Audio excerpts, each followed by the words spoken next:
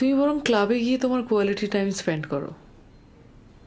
এমনিতেও আমি একটা চাকরি পেয়েছি, নেক্সট উইক আমার জয়েনিং। আমার এত সময় নেই।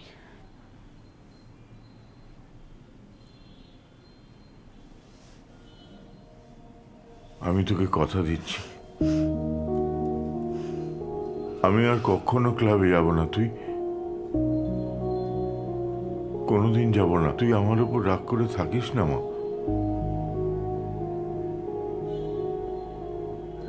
I am so sorry.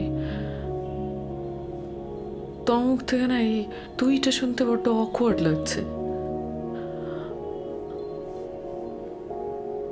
তুই বরং আমাকে তুমি বলো বাপি।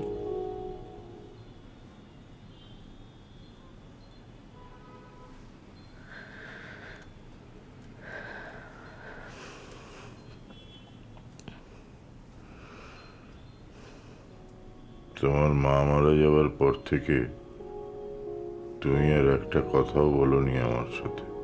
মা মারা যাওয়ার পর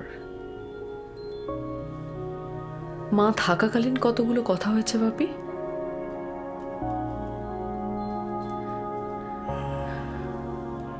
তুমি কি ঠিক করেছ আমার সঙ্গে আর কথাই বলবে না?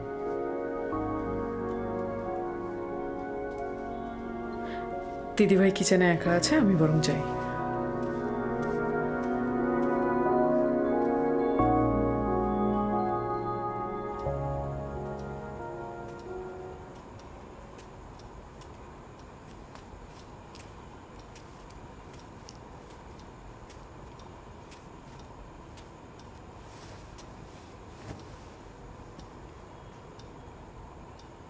কি হলো, খাবে না?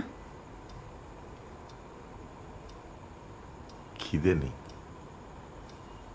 মন খারাপ?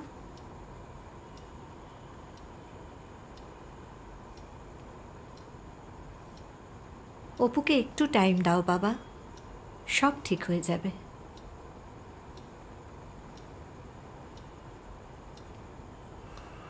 কিছুই ঠিক হবে না।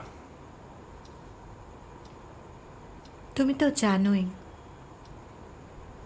ছোটবেলা থেকেই অপু একটু বেশি অভিমানী।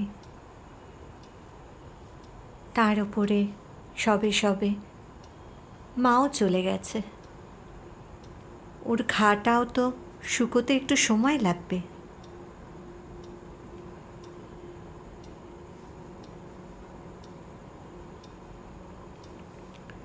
এই ঘাটা শুকোবে না।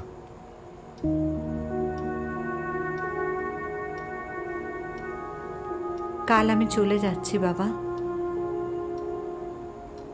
তোমরা যদি এরকম করো আমি তোমাদের ছেড়ে যাই কি করে বলো তো?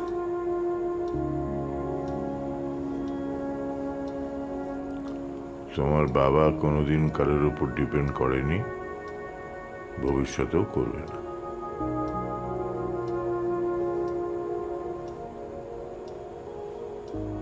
বয়সটাও তো কম হয়নি। যদি হঠাৎ করে একটা কিছু ঘটে যায় তখন কে দেখবে বলো তো? কিচ্ছু হবে না।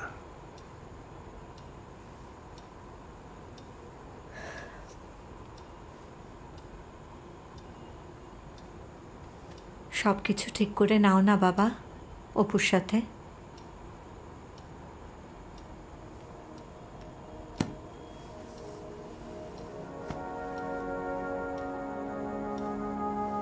কিছু কিছু জিনিস আছে যেগুলো শত চেষ্টাতেও ঠিক করা যায় না।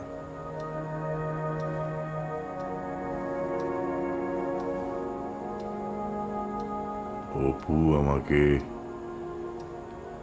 পছন্দই করে না।